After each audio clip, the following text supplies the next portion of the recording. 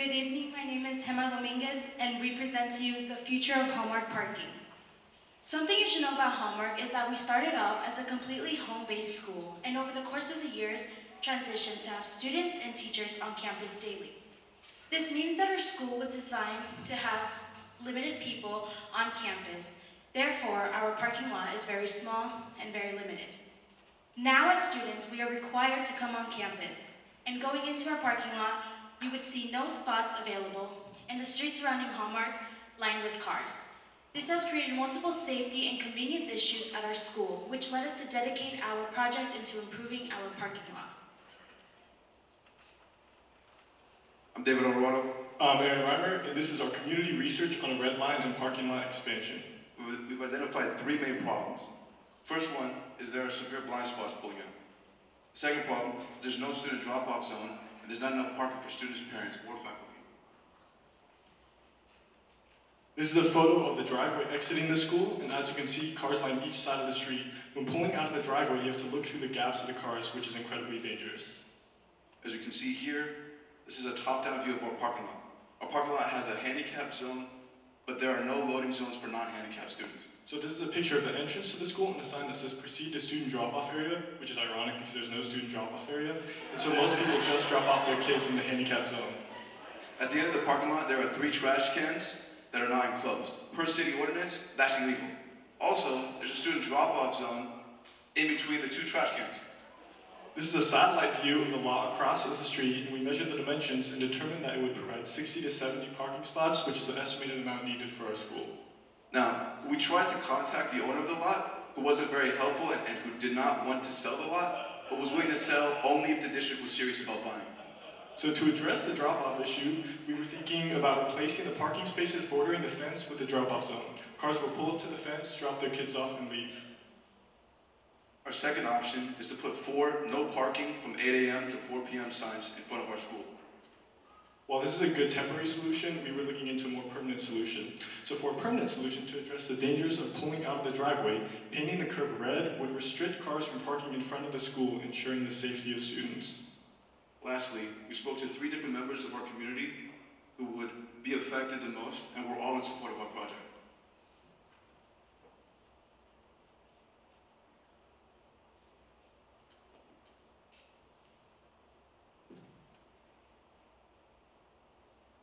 I'm Isabella Rivera, and our class reached out to different people with the hope that they would answer some of our questions regarding the parking lot.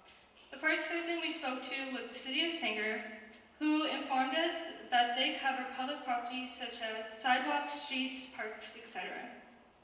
The second person that we spoke to was the Sanger Police Department, who informed us that he could not find a parking upon arrival. What he told us is that there have been no crashes in front of our school, although people in the community have said otherwise and said they have seen fender benders. He also said that if we were to get a red zone in front of our school, that most officers would not enforce it. The last person that we spoke to was Sanger Unified School District, and they informed us of the DSA, which is the Division of the State Architect. They cover structural, fire, life safety, and access compliance. This is important because if Hallmark were to propose a plan of a new parking lot, we would send it to the Sanger District, who would send it to the DSA to get approved. Then they would send it to the City of Sanger, who would put the final stamp of improvement and send it to Sanger District to finally start on the project. If we were to get a parking lot across the street, we would also need to put in a HOC, which is a high-intensity activated crosswalk for safety. After the first initial meeting with Sanger Unified, we were all a bit disappointed and we thought this project was a fail. Then a week later, my teacher got an email from Mr. Coleman, who works at Sanger Unified, who told us that he can put in signs in front of our school in the next 2 weeks. We are in the process of requesting those signs. My name is Emerson Weber, and as our project comes to a close, you may be asking, where do we stand? Plan A and best case scenario would be to purchase the lot across the street from our school and create a new parking lot that would allow us to have both a loading zone and additional parking.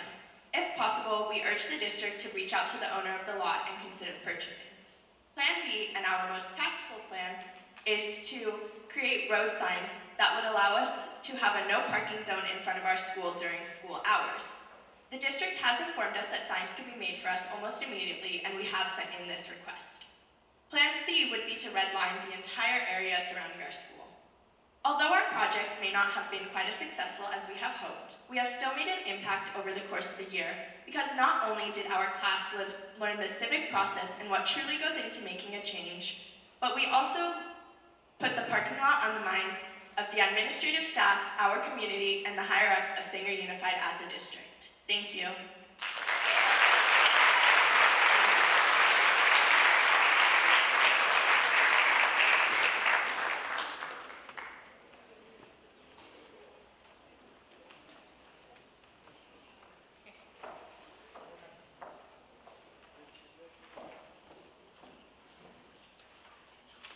Thank you so much to Hallmark School for letting us know all about your great accomplishments.